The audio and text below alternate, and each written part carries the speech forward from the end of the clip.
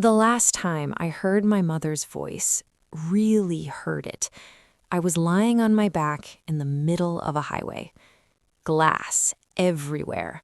My left arm wasn't moving the way arms are supposed to move. Something was wrong with my breathing, like trying to inhale through a wet cloth. There was smoke, or maybe it was steam. I couldn't tell. I couldn't think. My phone had cracked down the middle, but the screen still worked.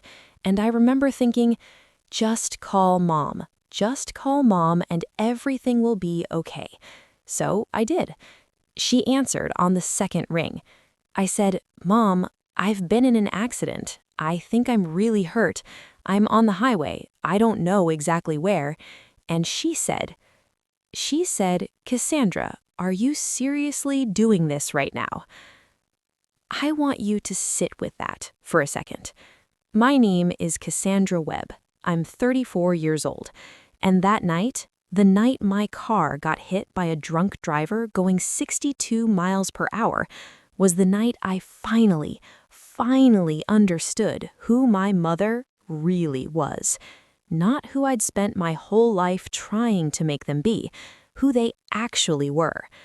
And I want to tell you everything, because somebody out there right now is lying in their own version of that highway. Maybe not a real one, maybe it's a hospital waiting room, or a phone call that nobody answered, or a birthday they forgot, or a moment they chose someone else over you again. And I want you to know that you are not crazy. You are not too sensitive. You are not asking for too much. So sit down, get comfortable, because this story starts a long time before that highway. You're not just watching, you're part of this story now. Subscribe and join the family. My name is Cassandra Webb, but most people call me Cassie.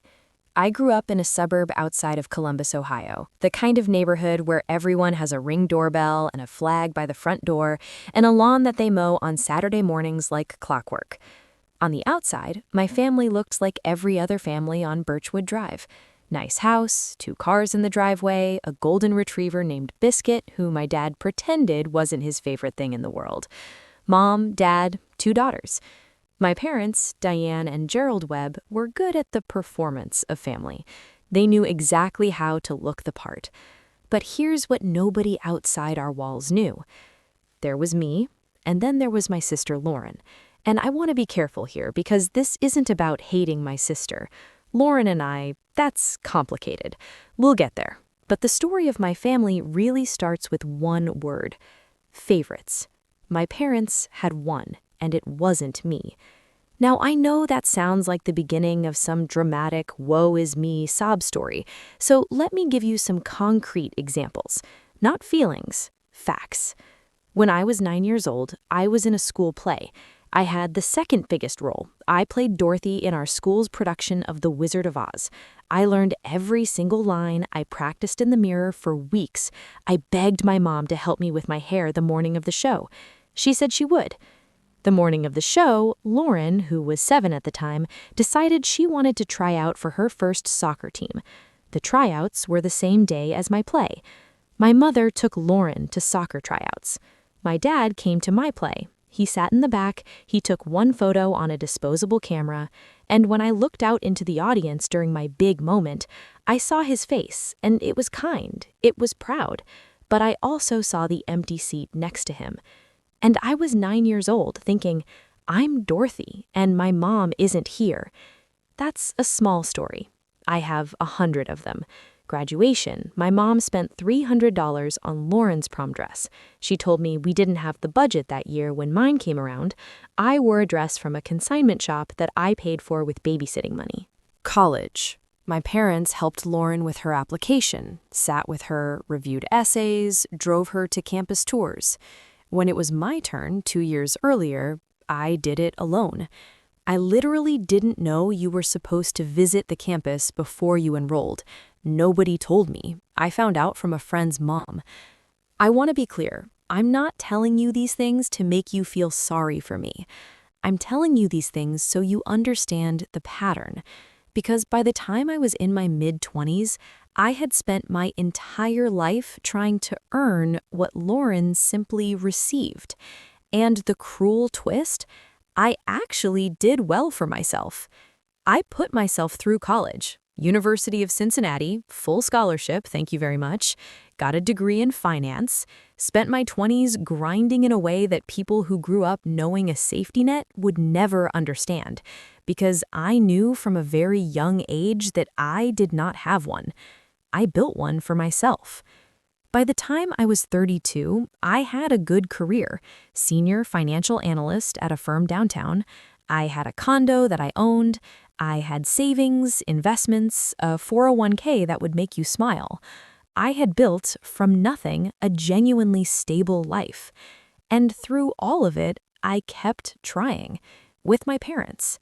Birthday calls, Christmas visits, inviting them to my apartment for dinners I spent hours cooking, showing up to every family event, every holiday, every time they called because they needed something. Because here's the other thing about being the invisible child in a family like this. You tend to become the useful one. You become the one people call when they need actual help, because the favorite gets the love, but the responsible one gets the requests. I drove my dad to his surgery when Lauren was too busy. I researched doctors when my mom had her knee replacement. I spent an entire weekend helping them dispute a billing error with their insurance company. I was the one who was there. And I kept telling myself that eventually that would matter, that eventually they would see me. I was still telling myself that night I called my mother from the highway. It was a Thursday in October. I remember the exact date, October 14th, because it was 2 days after my birthday. My parents had not called on my birthday. I had noticed. I had told myself I was being too sensitive. I had moved on. I was driving home from work. It was about 7:15 in the evening. I had stayed late to finish a report, and I was tired. The kind of tired where you're running on caffeine and willpower and the promise of your own couch. I was on the highway, doing the speed limit, music on low, thinking of nothing in particular. The other driver ran a red light where the on-ramp merged. Later, the police report would say he was going 62 miles per hour and his blood alcohol content was 0.19, more than twice the legal limit. He hit the passenger side of my car. And then the world just stopped making sense for a while. I don't remember the impact exactly. 1 second I was driving, and the next second I was sideways, and there was sound. This horrific, grinding, shattering sound.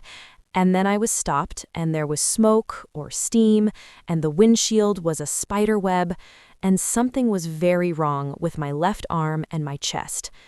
I found out later I had a broken collarbone, 2 broken ribs, a fractured wrist, and a pretty serious laceration on my forehead that needed 14 stitches. I also had a mild traumatic brain injury that took several months to fully recover from. But in that moment, lying there in my crumpled car, all I knew was that I was scared, and hurt, and alone. My phone was cracked, but working. I called 911 first. I want you to know that, because I'm not entirely helpless, even in crisis. I called 911, told them where I was as best I could, and then I called my mom, and she answered, and I told her what happened. My voice was shaking, I was crying.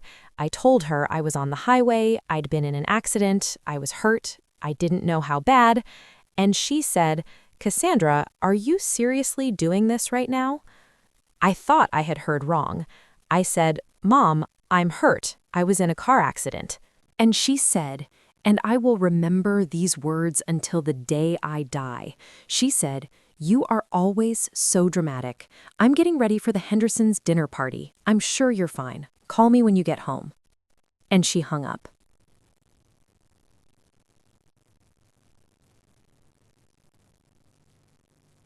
She hung up. I lay there, in my broken car, bleeding, in pain, barely able to breathe, and my mother told me I was being dramatic and hung up to go to a dinner party. An ambulance came. They got me out. I remember the EMT's face, a young woman, maybe 25, with dark braids pulled back, and the way she looked at me with this calm, focused concern that felt like the most genuine human care I had received in longer than I could admit. They took me to the hospital. They did x-rays and scans and stitched my head and set my rest. A nurse held my hand when they told me about my ribs. Not my mother, not my father, not my sister. A stranger, a nurse named Patricia who was just doing her job. My parents found out what happened the next morning. My father called. I think my neighbor had reached out to them because I hadn't. He was concerned in the way my dad was always concerned, from a safe distance, asking questions like he was filling out a report, rather than talking to his daughter who had almost died. My mother? My mother called that afternoon and said, "I heard you were in a little fender bender. Are you okay?" A little fender bender.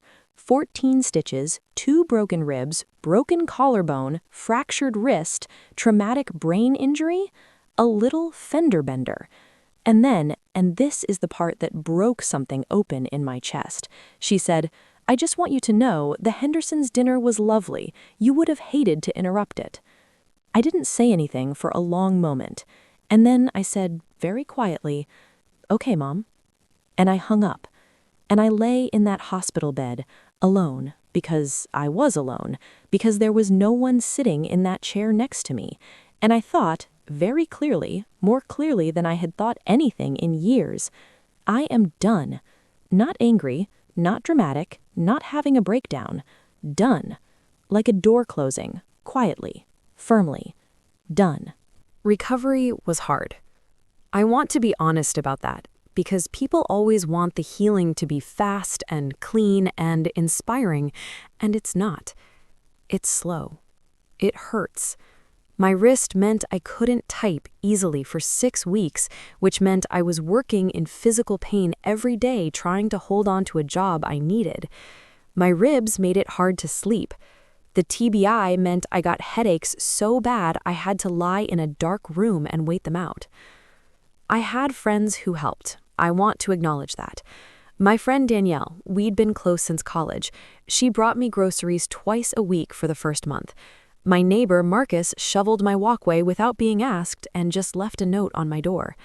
My coworker, James, covered for me at work more than I deserved and never made me feel guilty about it. People who had no obligation to me showed up. My parents did not. Lauren texted me once. It said, "Mom told me what happened. That sucks. Hope you feel better." With a little emoji at the end. A thumbs up. I stared at that text for a long time. And then I started making decisions. The first decision, I called my attorney. I need to explain something about my financial situation because it's going to become very important later in this story. Through years of careful, disciplined, grinding work, and I mean grinding, I mean working weekends and saying no to things and living below my means when the means I had weren't even that much, I had built something real. I had my condo, I had substantial savings, I had a good investment portfolio, I had a life insurance policy, and I had a will. In that will, which I had drawn up several years earlier because I'm the kind of person who does the responsible thing, I had left a significant portion of my estate to my parents. Not everything, but a meaningful portion, because they were my parents, because I kept hoping. I called my attorney from my hospital bed, and I said, "I need to update my will." She asked the details. I told her, "I want to remove my parents. I want to reduce Lauren's share. I want to redirect those portions to specific charities, one that supports traumatic brain injury recovery, one that provides emergency financial assistance to accident victims." My attorney, to her credit, just said, "Understood. I'll have the documents ready when you're recovered enough to come in." That was decision 1. Decision 2, I decided to stop initiating contact with my parents entirely. No calls, no texts, no birthday cards, no Christmas plans, nothing. I was going to let them come to me, and I was going to stop pretending that the relationship was something it wasn't. Decision 3, And this one took me longer because it involved processing some things I'd been pushing down for years. I started therapy. Her name is Dr. Sandra O'Coffer, and she is the most precise, insightful, no-nonsense person I have ever encountered. I want to say that clearly because some people think therapy is about crying on a couch and being validated. Dr. O'Coffer's style is not that. Her style is more like, let's look at this clearly, let's name it accurately, let's figure out what's actually true and what's a story you've been telling yourself. What was true, my parents were not bad people in a movie villain sense. They were deeply, quietly, consistently neglectful of me in particular. And I had spent 30+ years trying to fix that by being more useful, more reliable, more successful, trying to earn through achievement what should have been given freely. What was a story that they would eventually change, that my consistency and care would eventually be returned, that if I just tried hard enough, long enough, they would finally see me. I cried a lot in Dr. O'Coffer's office. But I also started to feel something I hadn't felt in a very long time. Clear. Like the window had been cleaned and I could finally see the actual view. The weeks passed, I healed, slowly, physically, faster in other ways. My parents called a few times during my recovery. My mother left a voicemail asking if I was coming home for Thanksgiving. My father sent a card, a get-well-soon card, the kind you buy at a gas station, with a $20 bill in it like I was 12. I did not call back. Not because I was punishing them, because I genuinely had nothing to say. When Thanksgiving came, I spent it with Danielle's family. Her mother made enough food to feed a small country. Her little nieces ran around being chaotic and joyful. Danielle's husband made terrible, dad-level jokes all evening. It was one of the best Thanksgivings I'd ever had. And somewhere between the sweet potato pie and the second hour of watching football with people who genuinely liked me, I realized something. This is what family is supposed to feel like. 6 months passed. 6 months of building the life I wanted without performing the life they expected. I finished recovery. I threw myself back into work with a focus I hadn't had in years. Because when you stop spending emotional energy on people who drain you, you have an astonishing amount of it left over for things that actually matter. I got promoted, not a little bump, a real promotion, senior level with a title change, and a salary that made me close the email and sit quietly for a moment before I told anyone. I traveled. I took a solo trip to New Orleans that I had been putting off for years because I was always saving money for emergencies. But I had learned, quite viscerally, that emergencies can come anyway, and you better have lived some life in between. I redid my kitchen, painted my bedroom a deep, warm green that I had always wanted and always talked myself out of. Adopted a cat named Oscar, who has the personality of a disappointed professor, but who sleeps on my feet every night. I was genuinely doing well. And my parents, during all of this, had gone quiet. I later found out why. Lauren called me in March. This was about 5 months after the accident. She called, and she was crying, which surprised me because Lauren isn't really a crier. She's more of a pretend everything is fine type, which I suppose she learned from the same place I did. She said, "Cassie, I need to tell you something." And she told me, Mom and Dad were in financial trouble. Serious financial trouble. Here's what had happened. My parents had made some bad decisions over the years. Not dramatic, blow the money at a casino bad decisions, but the slow, grinding kind. The kind where you keep spending at a level that assumes things will always be fine, and then things aren't fine, and you've built up a way of life you can't actually sustain. My dad had retired 2 years earlier. They'd done the math, or they thought they had, but they hadn't accounted for some things: healthcare costs, property tax increases on the house, and the fact that my mother's social life ran on a budget that didn't shrink just because the income had. And then there were the back taxes. I don't need to go into every detail. The short version is this.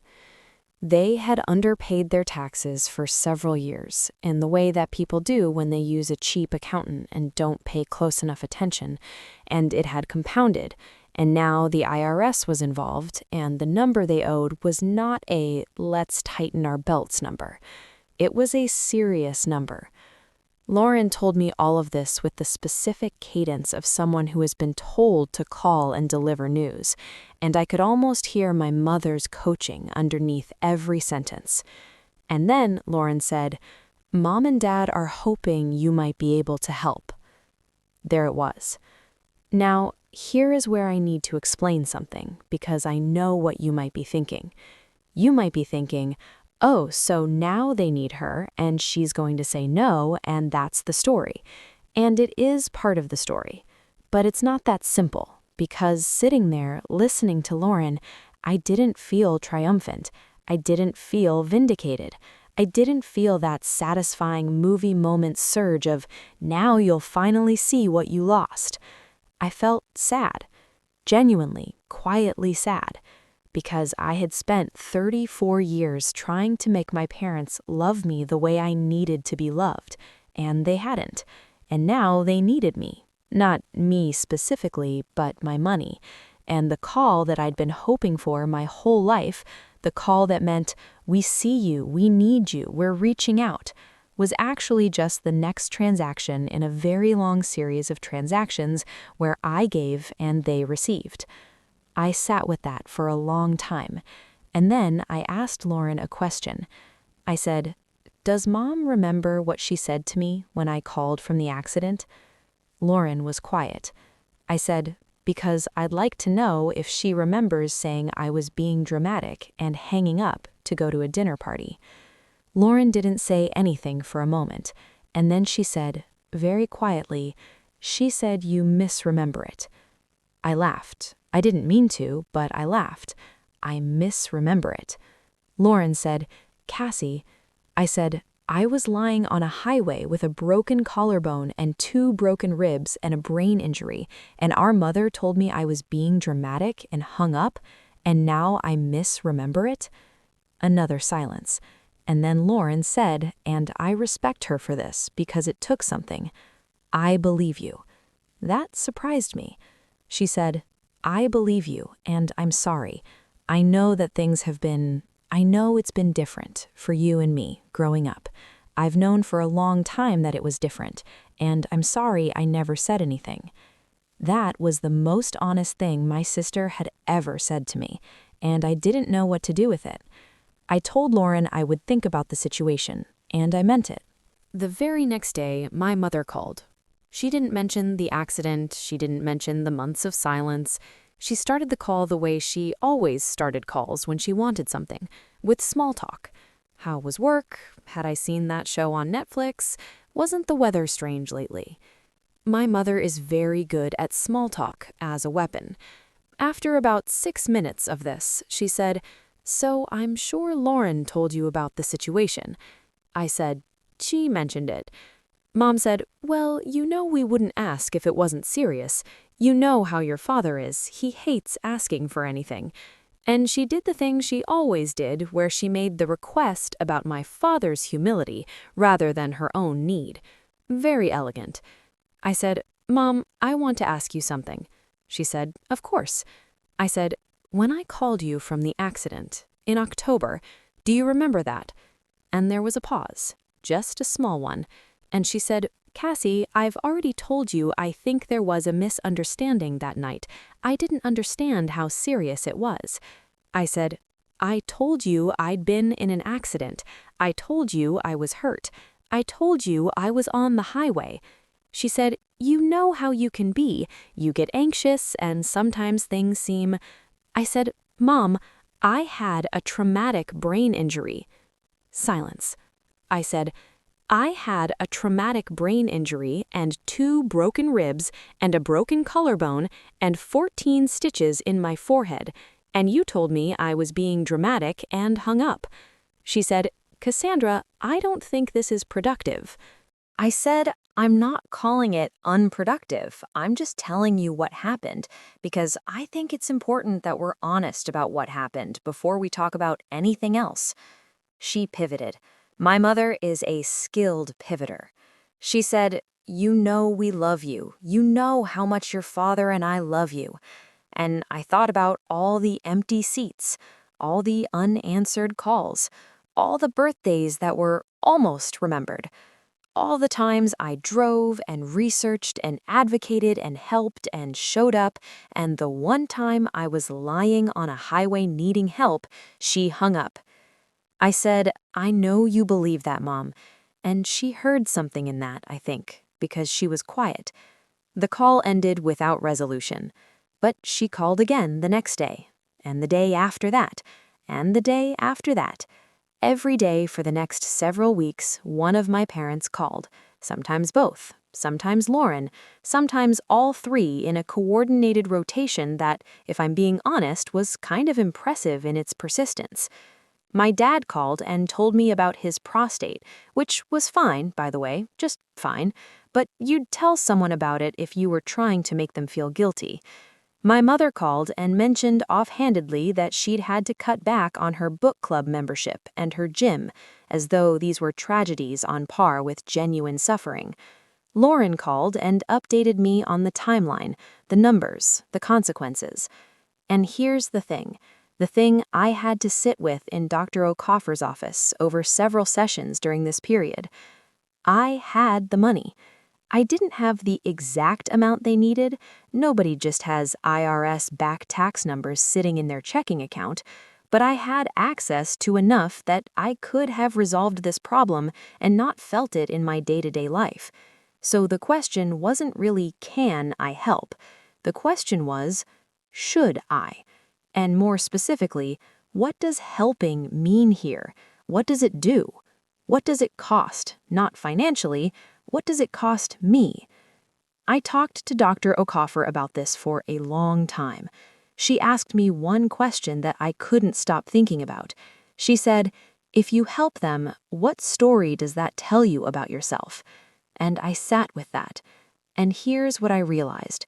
If I helped them, financially, cleanly, efficiently, like I'd always done, I would be confirming the role I had always played, the useful one, the functional one, the one you call when you need something fixed, not the daughter, the resource. And I had spent 34 years being a resource when I needed to be a daughter. So I made a decision, but it was not the decision you might expect. I called my mother back on a Thursday evening. I asked her to put my dad on the call too. 3-way call, the old-fashioned way. When we were all on the line, I said, I've been thinking about this situation for several weeks, and I want to tell you both what I've decided and why. My mother started to say something. I said, gently, but clearly, can you let me finish? I'll explain everything, and then you can respond. I just need you to let me finish. She stopped. I said, I have thought about this very carefully, and here's what's true. I have built a life that gives me the ability to help with something like this, and that ability came from nobody but me, from years of working hard and being disciplined, in large part because I knew I wasn't going to have the kind of safety net that some kids have. So before I say anything else, I want you to understand that clearly. Whatever I have, I earned it. Nobody spoke. I said, Dad, I know you weren't there for that call, but you weren't at the hospital either, and I was there for 4 days. Silence. I said, here's what I'm going to do. And I told them, I was going to help, not because they deserved it, not because I owed it, but because the version of me I want to be, the one I've been building in therapy and in the quiet of my own life, is someone who helps when they can, when it aligns with their values, when they can do it without destroying themselves. I was going to pay the tax debt, but there were going to be conditions, not punitive ones, real ones. The conditions were: 1, my mother was going to acknowledge directly and specifically what happened the night of the accident. Not to me in a three-way call, in a letter, written by her in her words, something she had to sit down and think about and write by hand. 2, my parents were going to agree to have 2 sessions with a family therapist, a specific one that I had already vetted, before any money changed hands. Not 10 sessions, not a full overhaul of our family dynamics, 2 sessions, enough to sit in a room and have a real conversation with someone whose job was to make sure we were all hearing each other. 3, we were not going to pretend after this that things were fine between us. We were going to acknowledge that something had broken, and we were going to be honest about whether it could be repaired, not just covered over with money and small talk. My mother's first instinct was to argue. I could hear her drawing breath. My father said, "Diane." Just her name, nothing else. And she stopped. He said, "I think those are fair." My mother was quiet for a very long time. And then she said, "I didn't understand how hurt you were. It wasn't the letter, it wasn't even close to the letter. But it was, for my mother, it was something. It was the smallest crack in a wall that had been up for my entire life." I said, "I know, Mom." I said, "That's part of what I need you to understand." We stayed on that call for another 40 minutes. It was not a Hallmark movie. Nobody cried and said, "I love you," and the music didn't swell. It was awkward and uncomfortable, and there were long silences, and my dad said the wrong thing twice and had to backtrack. But it was real.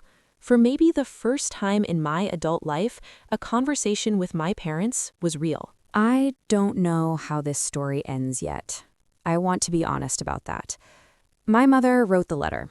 It took her 3 weeks, and it was 2 pages, and it was halting and imperfect, and some of it was still deflecting in ways that made me close my eyes and breathe slowly. But she wrote it. She sat down and she tried. We did the 2 therapy sessions. The first one was brutal. The second one was a little less brutal. I paid the tax debt. My parents are not in financial crisis anymore. We're not close. I want to be clear about that. We're not suddenly the family we never were. My mother still sometimes says things that make me realize the walls are mostly still there. My dad still processes from a distance. But we talk. Real talking, not performance talking. And when my birthday came around this year, for the first time in a long time, my mother called. Not to ask for anything, just to say happy birthday. It was a short call. It was a little awkward. She didn't know quite what to say, and I didn't either. But she called. And I said thank you. And I meant it. Not for the call itself, but for the effort, for the trying, for the evidence, small and imperfect as it was, that something in her understood that she owed me something.